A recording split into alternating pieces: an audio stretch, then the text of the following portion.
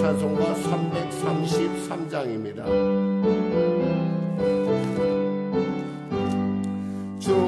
충성하라 죽도록 충성하라 주님께 젊음에나 괴로움이 주의 사랑 못 끊으리 충성하라 죽도록 충성하라 주님께 충성하라 죽도록 충성하라 주님께 찬란하다 조멸유관 들려온다 주의 음성 충성하라 죽도록 충성하라 끝까지 충성하라 죽도록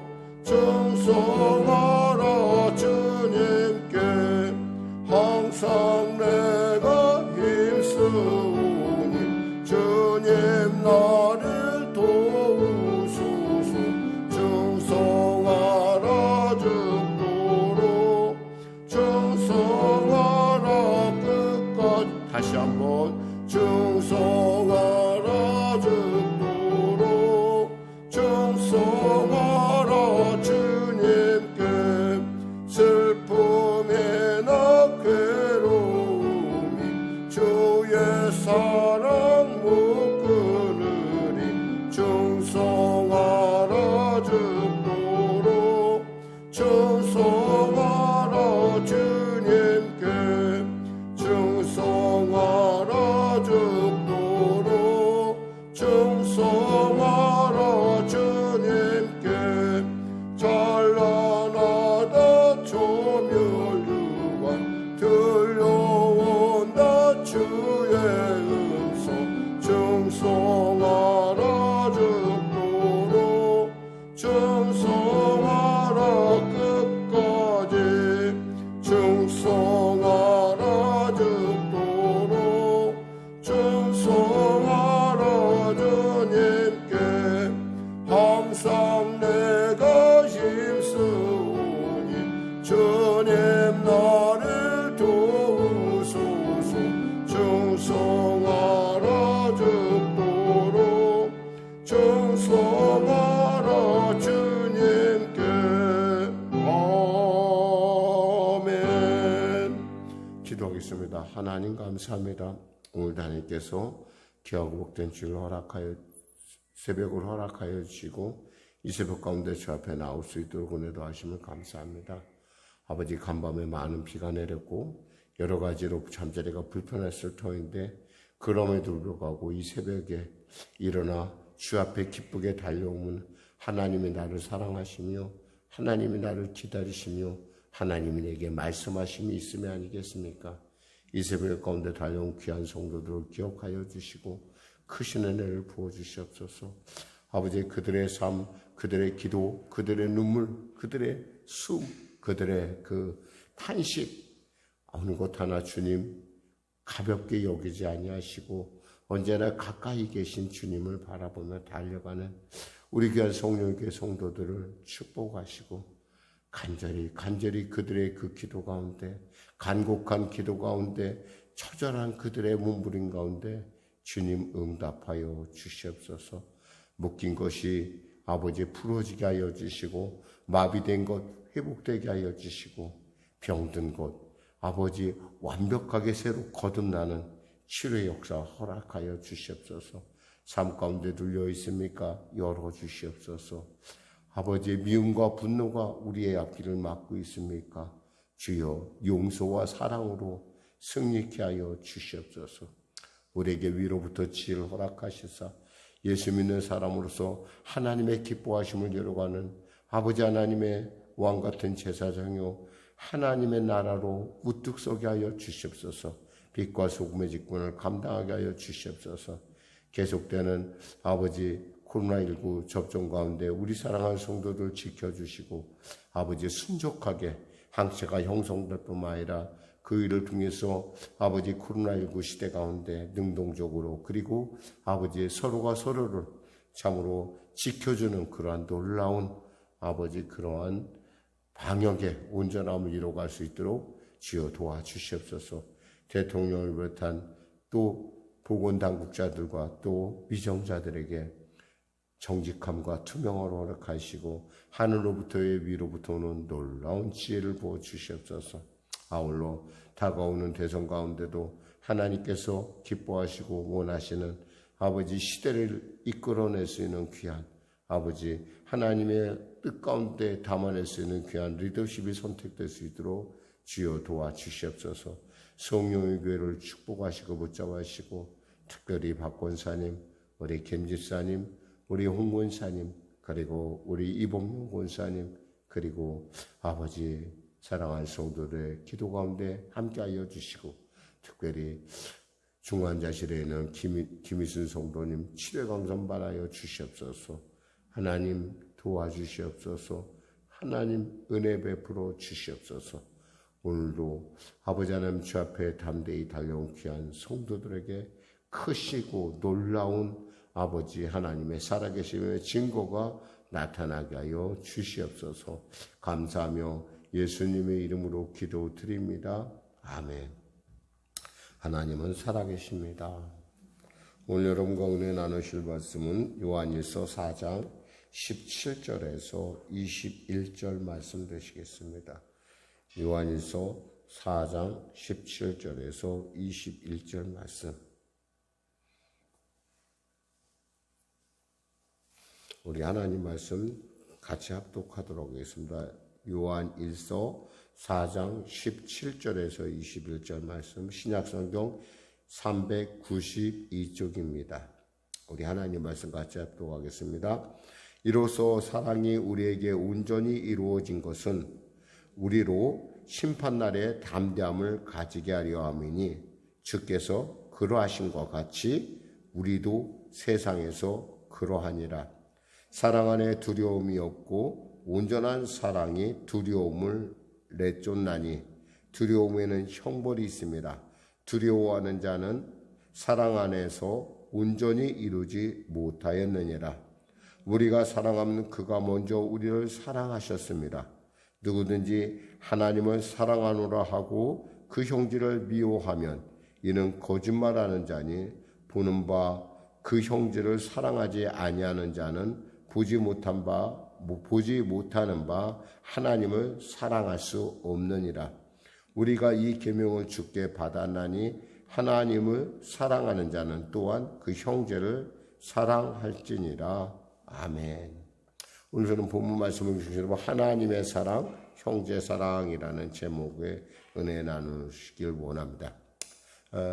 처음에 교회를 왔을 때 사람들이 이제 맞이하는 안내 집사님들이 조금은 좀 조심해야 될 필요가 있을 것 같아요. 되게 이제 주일날 보통 사람들이 용기를 내서 이제 새로 오게 되면 묻게 되죠. 근데 아마 이렇게 예배하는 걸 그냥 조용히 도와줬으면 되는데 이렇게 물어봤던 것 같아요. 어떻게 오셨어요? 라고 물었다고 합니다. 근데 사실 그가 뭐 주일날 왔으면 뻔한 거 아니겠습니까? 예배 드리러 왔겠죠. 근데 아마 그냥 무심코 그렇게 했던 모양인데 그 말에 시험당한 사람이 눈물이 핑 돌 정도로 참 자기의 어떤 자존감이 깨진 분의 얘기가 있었어요. 보면서 우리가 참 형제사랑이라는 게 뭔가 우리가 좀 더 지혜로워야겠다. 우리가 형제를 안 사랑한다는 것이 아니라 형제를 사랑하는데 좀 더 지혜를 얻어야겠다. 그래서 저는 요즘 이런 기도를 해요. 하나님 저에게 지혜를 주세요. 저에게 위로부터의 지혜. 그냥 세상의 지혜가 얘기하는 거 아니라 위로부터의 지혜를 주세요. 그래서 저에게 주어진 여건 가운데 하나님의 사랑을 충분히 나타낼 수 있게 하소서. 어떤 집사님이 있었어요. 이분은 자신의 슬로건, 자신의 삶에 있어서 목표가 이거였다고 합니다. 돈벌이보다는 어려운 사람을 도와야 한다. 늘 언제나 그는 입버릇처럼 말하던 집사님이 있었는데 그는 2001년 경남 창원의 외과병원을 개원합니다. 이웃사랑을 실천하기 시작했죠. 매달 1회 교회 봉사단과 함께 봉사활동을 펼쳤고 매년 자신의 휴가를 반납하며 해외 의료 선교를 통해 적극적으로 이웃사랑을 실천하는 삶을 살았습니다. 2007년 하나성심병원 일반외과 과장으로 자리를 옮기면서도 그의 이웃사랑은 멈추지 않았고 2009년부터 국제의료봉사단체인 멀시십, 즉 자비호라고 하는 곳에서 한 달간 승선해서 아프리카 환자를 돌보는 등 아주 적극적으로 이웃을 사랑하는 일을 실천했습니다. 그러던 그 집사님이 2011년 10월 갑자기 심근경색으로 쓰러지고 말았어요. 참 안타까운 죽음이죠. 그런데 그분은 또 그 전에 10여 년 전에 이런 서약서를 썼다고 합니다. 어머니와 함께 인체 조직을 기증하겠다는 서약을 했대요.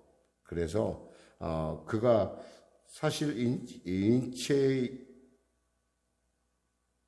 인체 전체를 다 이렇게 조직을 기증한다는 건 사실 유족들에게는 참 힘든 일이에요.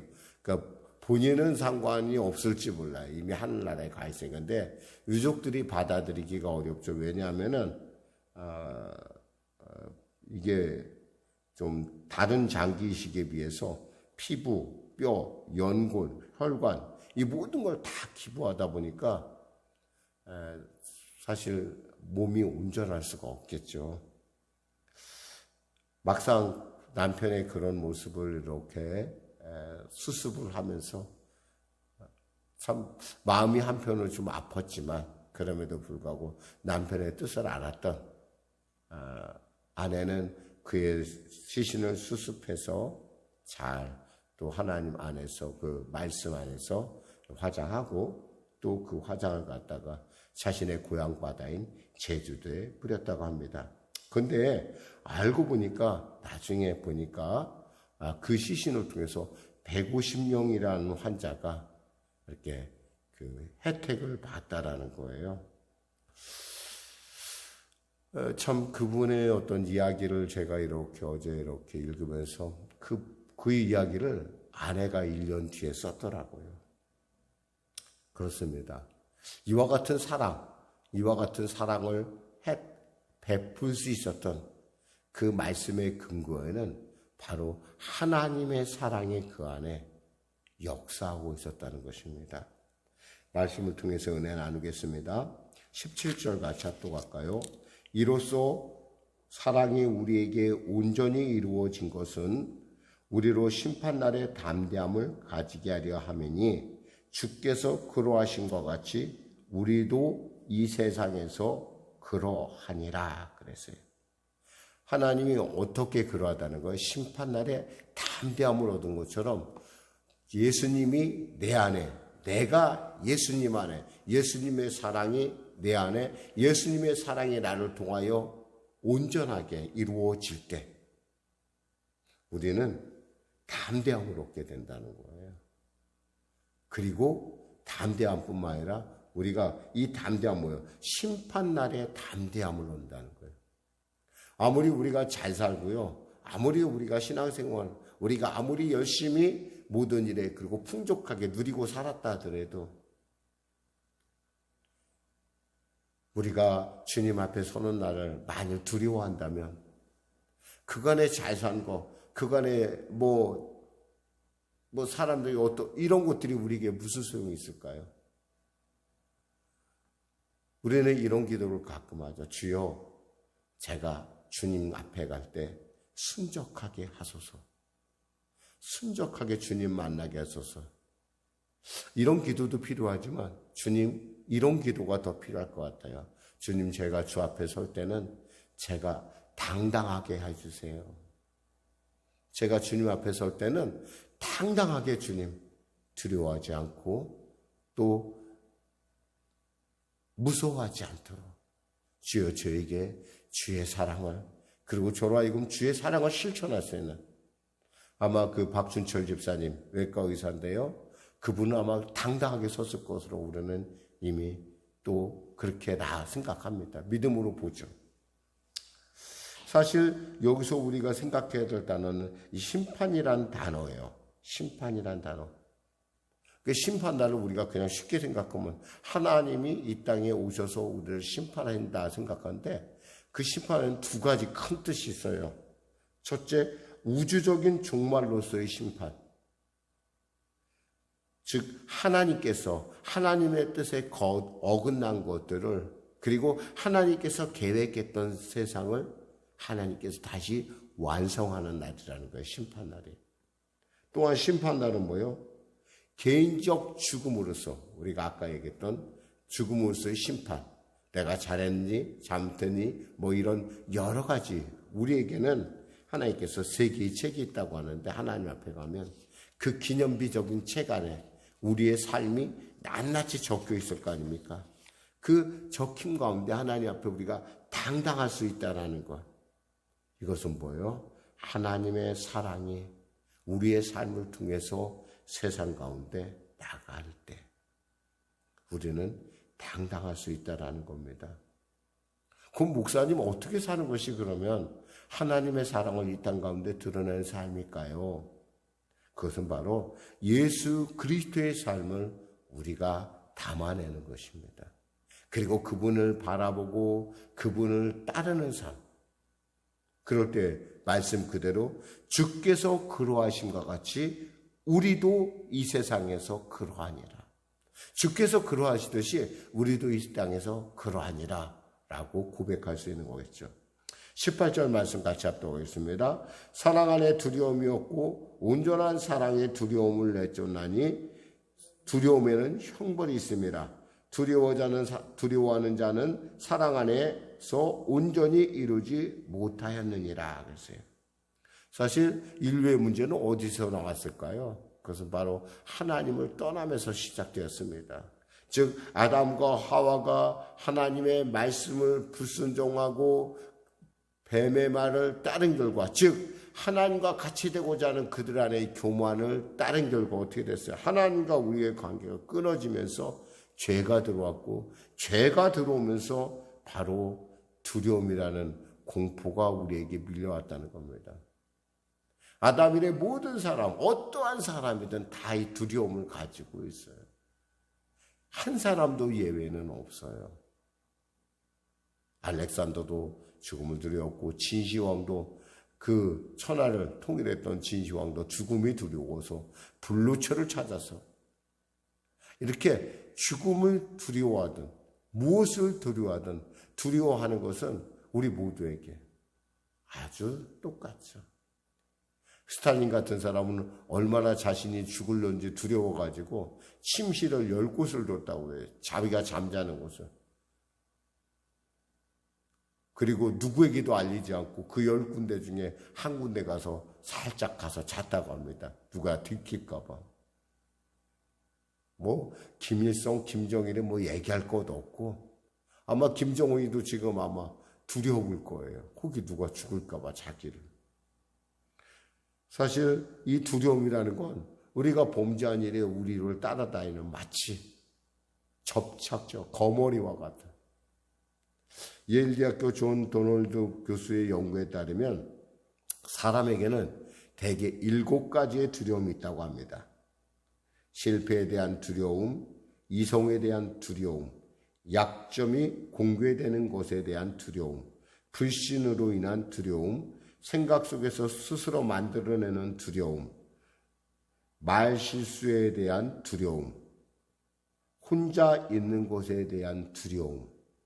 이 두려움이 우리에게 이렇게 밀접하게 있다는 거죠. 그러나 온전하게 하나님의 사랑을 이룬 사람은 어떻게 해야 돼요? 이 두려움을 이겨낸다는 거예요. 내어쫓는다는 거예요. 왜? 두려움에는 뭐가 있어요? 형벌이 있다라는 거예요. 심판이 있다라는 거예요. 혹시 여러분 안에 두려움이 있습니까? 그러면 우리가 하나님의 사랑 안에 온전하지 않다라는 것, 이것을 얘기해 주는 거예요. 왜? 하나님의 사랑이 우리 안에 충만하면 우리가 두려워할 필요가 없어요. 두려워할 이유도 없고. 19절 21절 같이 합독하겠습니다. 우리가 사랑함은 그가 먼저 우리를 사랑하였습니다. 누구든지 하나님을 사랑하노라 하고 그 형제를 미워하면 이는 거짓말하는 자니 보는 바 그 형제를 사랑하지 아니하는 자는 보지 못하는 바 하나님을 사랑할 수 없느니라. 우리가 이 계명을 주께 받았나니 하나님을 사랑하는 자는 또한 그 형제를 사랑할지니라. 사람들이 이런 얘기해요. 내가 하나님은 사랑하는데 내가 보는 당신은 사랑할 수가 없어. 이건 거짓말이라는 거예요. 하나님을 진정으로 사랑한다면 그도 형제도 사랑할 수 있어야 돼요. 우리가 제일 못하는 게 누굴까요? 사랑하지 제일 못하는 게 바로 나에게 가장 가까운 사람일 수 있어요. 우린 그 사랑이 온전하다고, 그 사랑이 완벽하다고, 그 사랑을 위해서 나는 최선을 다했다고 스스로 생각할 수 있어요. 여러분, 그것은 있잖아요. 조금 사랑에 대한 조금 잘못 이해일 수도 있어요. 사랑은요, 온전함이에요. 사랑은 온전함. 사랑은 맹종이 아니란 말이에요. 사랑은 눈이 있어야 된다는 거예요. 여러분, 잘 사랑해야 돼요.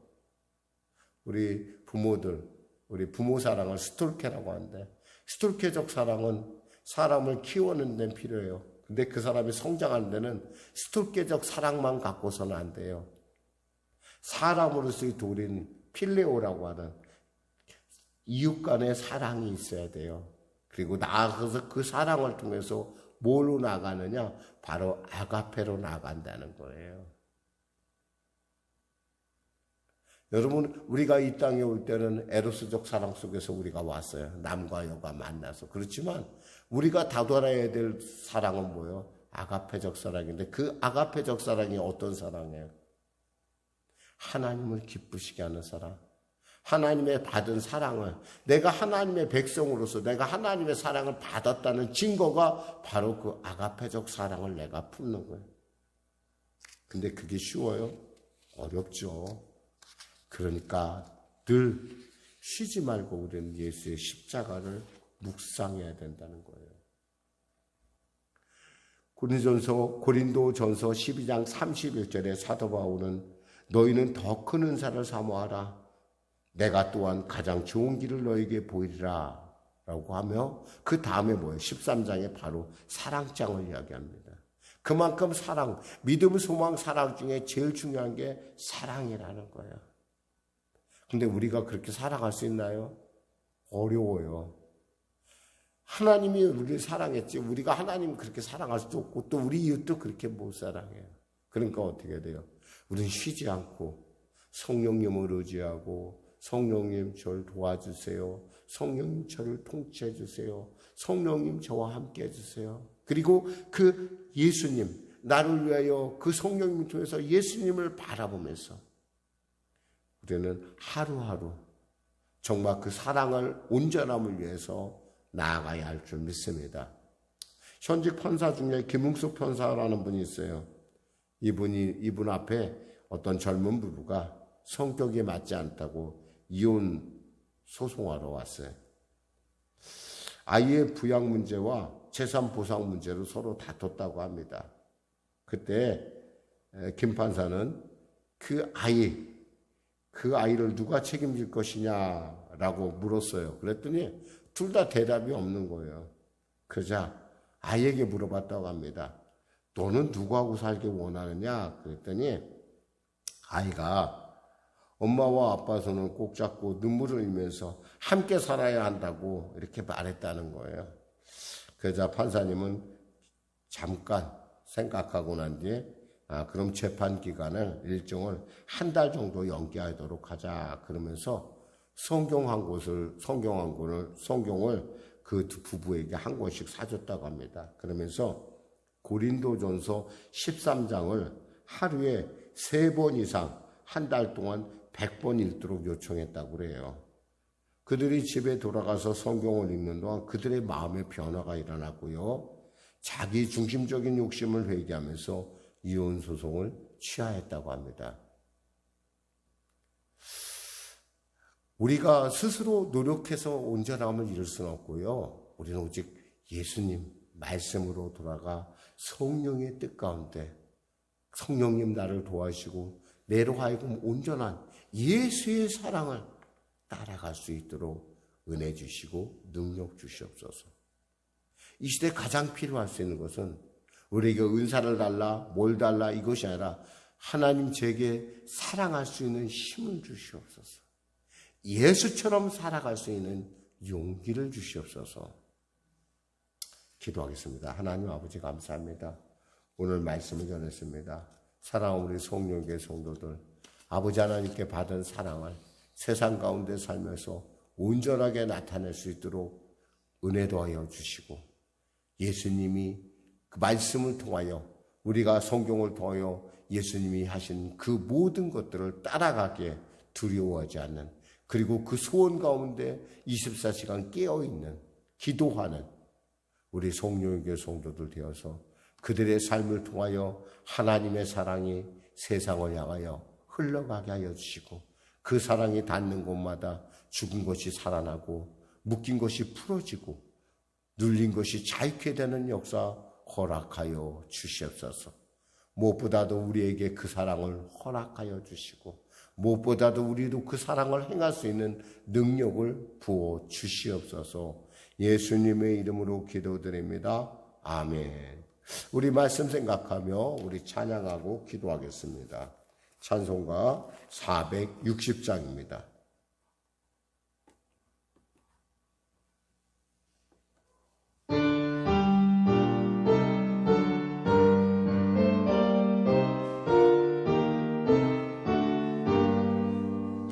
끝없이 무릎 꿇는 그 복종 아니요, 운명에 맡겨 사는 그 생활 아니라, 우리의 믿음 치솟아 독수리 날듯이 주 뜻이 이루어지이다 외치며 사나니, 약한 자 힘주시고 강한 자 바르게 주한 자 정케 함이 주님의 뜻이라.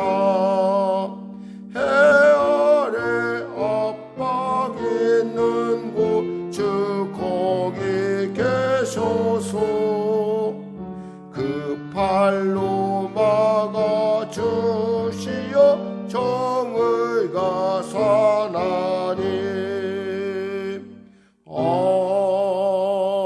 아멘. 하늘에 계신 우리 아버지, 아버지의 이름을 거룩하게 하시며 아버지의 나라가 오게 하시며 아버지의 뜻이 하늘에서와 같이 땅에서도 이루어지게 하소서. 오늘 우리에게 일용할 양식을 주시고 우리가 우리에게 잘못한 사람을 용서하여 준 것 같이 우리 죄를 용서하여 주시고 우리를 시험에 빠지지 않게 하시고 악에서 구하소서. 나라와 권능과 영광이 영원히 아버지의 것입니다.